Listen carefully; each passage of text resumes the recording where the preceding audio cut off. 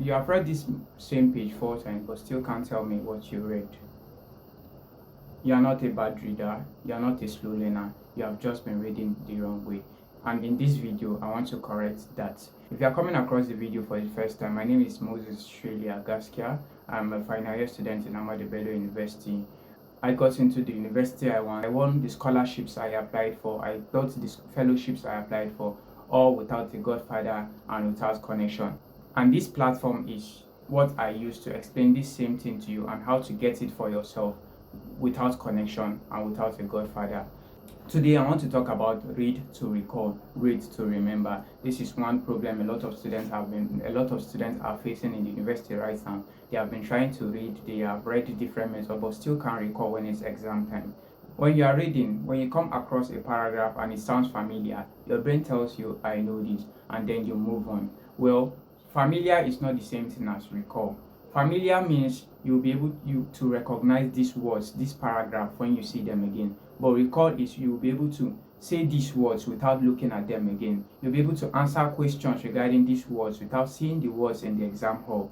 That is recall. You see, that's two different things. So if you are the type that just move on when your brain tells you, I know this, when the word sounds familiar, then you have been training your brain to familiarize these words and not recall these words. Now, how will you be able to recall these words? How will you be able to train your brain to recall these words in exam hall? I have broken it down into 4 different steps, very simple steps. The first step is read small. You don't have to read a whole textbook a day or a whole topic in one day. One paragraph, one page, few pages a day, it's enough. When you read small, you have little soon to focus on for that day.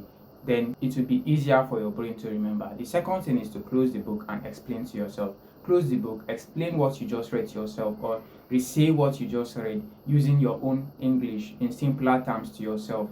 Once you are able to do that perfectly, then it's a step in the right direction. The next thing is to open the book and compare. Open the book, read the paragraph again, compare with what you said, patch what needs to be patched.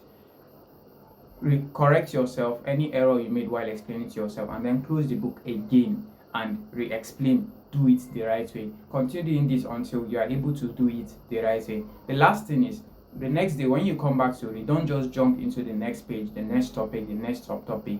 Try to re-explain what you read the previous day before even looking at the book. That way, it will be a bit hard. Your brain will be struggling to remember, but then you are training your brain to remember. You are training your brain to recall and not just to recognize. After doing that, then you move on to the next one. Now, here is an extra bonus. Every single day after class, before going home or before sleeping at home, try to re-explain what the lecturer explained in class that day. Read it and explain to yourself. Do it every single day after class. It makes the whole work easier for you. Finally, don't wait until it's exam time before you start reading. By that time, you have bulkier workload. Reading small may not be realistic, and it will be a lot difficult for you. So from right now, start reading today, start practicing today, and it will be easier. Drop in the comment section what you want me to talk about academically for my next video. Thank you.